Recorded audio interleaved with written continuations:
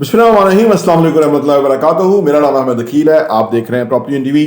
Emerging market के अंदर कैसे इन्वेस्ट करें। इमर्जिंग मार्केट्स जो हैं वो हमेशा रियल एस्टेट में पैसे को डबल ट्रिपल कई गुना बढ़ा सकती हैं, क्योंकि नई जगह जो है वो लोग एक वक्त के बाद वहां लोग आ जाते हैं और वहां की इन्वेस्टमेंट जो है बहुत फायदा दे जाती है। एक emerging market barrier town central business district है, जिसके अंदर हमने बहुत सारी आपको इन्वेस्टमेंट अपॉर्चुनिटीज दी। आज से 1 साल पहले जिन्होंने इन्वेस्ट किया था उनका पैसा ऑलमोस्ट डबल हो चुका हुआ है। और इंसान वैसे शुक्र अदा तो नहीं करता, ना हमारा ना अल्लाह का, लेकिन उनका एग्जैक्टली पैसा डबल हो चुका हुआ है जिन्होंने हमारे से इन्वेस्ट किया था। और उससे भी अभी तो जैसे बिगनिंग, अभी जब फिनिशिंग पे जाएंगे प्रोजेक्ट्स तो कितना फायदा होगा, आपकी सोच है। तो इमर्जिंग मार्केट्स में इन्वेस्ट करने के लिए क्या करना चाहिए, क्या हिकमत अमली है, क्या इकदाम हैं, आइए बात करते हैं।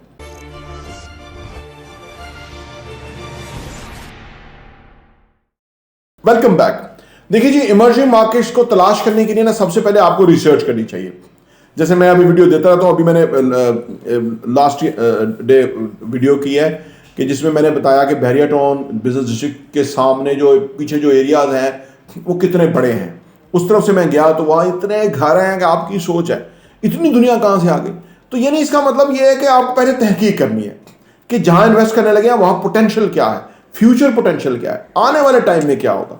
जब आप ये करने में कामयाब हो जाएं, समझ जाएं, तो आपका पैसा कई गुना ग्रो कर जाएगा। अगर नहीं समझेंगे तो आप इमर्जिंग मार्केट्स, नई मार्केट्स को, जो बढ़ोतरी वाली मार्केट्स हैं वो तलाश नहीं कर सकेंगे और आपको ज्यादा फायदा नहीं होगा। तो इसलिए आप तहकीक और रिसर्च जारी रखें और हमारा चैनल सब्सक्राइब कर लें, घंटी का बटन प्रेस कर लें। हम आपके सामने इन्वेस्टमेंट अपॉर्चुनिटीज विद प्राइस लेके आते रहते हैं कि ये प्राइस है। और अगर आप पिछली वीडियोस में देखेंगे तो पहले प्राइस कुछ और थी, अब वो प्राइस आगे बढ़ रही है और उन लोगों को प्रॉफिट हो रहा है जिनकी वो प्रॉपर्टी है। नंबर 2 ये लोकेशन।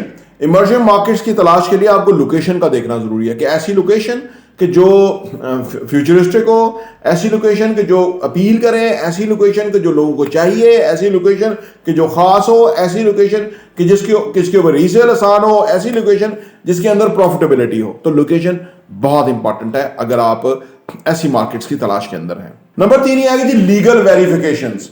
आजकल बहुत हाउसिंग सोसाइटियां बिक रही हैं, कोई किसी के पास एनओसी है, किसी के पास नहीं है, कोई लीगली साउंड है, कोई नहीं है। तो आपने लीगल वेरिफिकेशन करनी है जहां पे आपने इन्वेस्ट करना है। तो ये भी बेहद जरूरी है इमर्जिंग मार्केट्स तलाश करते हुए। नंबर 4 ये है कि लोकल इकोनॉमी। जैसे मैंने कहा कि वहां आबादी बहुत है और वो एक लोकल इकोनॉमी है इटसेल्फ। वहां कस्टमर होगा, वो बिजनेस के अंदर इन्वेस्टमेंट यानी खरीदारी करेगा, शॉपिंग होगी, है वो। तो लोकल मार्केट में बड़ी जान है, ठीक है ना। अगर ऐसा एरिया हो जैसे गुलबर्ग इस्लामाबाद है तो वहां कोई लोकल मार्केट में कोई जान नहीं है, वहां घर नहीं है, बहुत कम घर है। वहां पे अगर आप बिजनेस खोलेंगे तो कस्टमर नहीं इतना होगा। तो उसके मुकाबले बैरियर टाउन रावलपिंडी जो है वो बड़ी जबरदस्त मार्केट है जहां पे होगा। इस तरह आप किसी भी जगह इन्वेस्ट करने लगे हैं, वहां की लोकल मार्केट का जायजा लीजिए कि क्या पोटेंशियल है, क्या रिक्वायरमेंट है, क्या वो एक्सेसिव तो चीजें नहीं हो रही। तो इस पे आप इन्वेस्ट कीजिए। नंबर 5 ये है कि जी फ्यूचर प्रोस्पेक्ट्स। उस जगह के फ्यूचर प्रोस्पेक्ट क्या है। कल ही हमारे साथ यूके से हमारे बड़े प्यारे क्लाइंट दोस्त आए हुए थे, वो हम बिजनेस में खड़े हुए थे, तो वो कह रहे यार मजा आ गया खड़ा होके ये देख करके जिस तरह से बिल्डिंग बन रही है। तो ये है फ्यूचर प्रोस्पेक्ट्स, क्योंकि वो यूके से आए थे। बाहर के मुल्कों से जो लोग आते हैं उनको बिल्डिंग समझ आती है। जो लोकल लोग हैं ये प्लॉटों में पैसे दफन करके बैठे हुए हैं, उसका कोई फायदा नहीं, बल्कि वो वापस हो रहे हैं। तो जो फ्यूचर प्रोस्पेक्ट्स हैं वो उनको नजर आते हैं जिनका एक्सपोजर होता है, विजन होता है। तो ये आपका है तो आपको फायदा हो सकता है। नंबर 6 ये है कि जी कंपैरेटिव प्राइसेस। बाइंग करते हुए प्राइसेस भी देखने की जरूरत है। वहां पे बैरियर टाउन रावलपिंडी में ही कुछ एरिया ऐसे जो डबल एक्सपेंसिव है, ना वहां पार्किंग है, ना वहां पे कोई फ्यूचर के हवाले से वो है।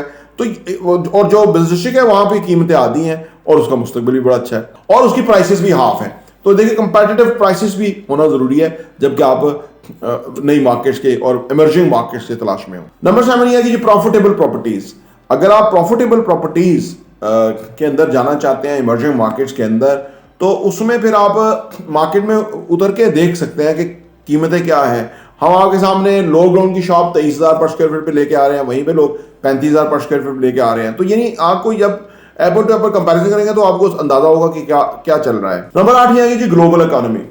जो दुनिया की इकोनॉमी है उसमें बड़े टर्मोइल आ रहे हैं। कहा यह जा रहा है कि 2024 में अमेरिका में बहुत बड़ा एक रिसेशन आ रहा है, यूके ऑलरेडी रिसेशन के उसमें है।